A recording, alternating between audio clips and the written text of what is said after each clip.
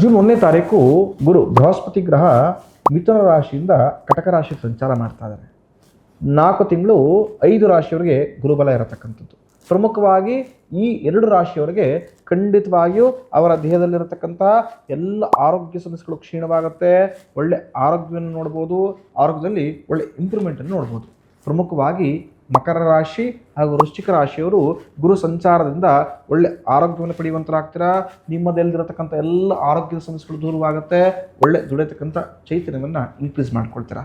ಈ ರೀಲ್ಸ್ನ ನಿಮ್ಮ ಆತ್ಮೀಯರಿಗೆ ಶೇರ್ ಮಾಡ್ಕೊಳ್ಳಿ.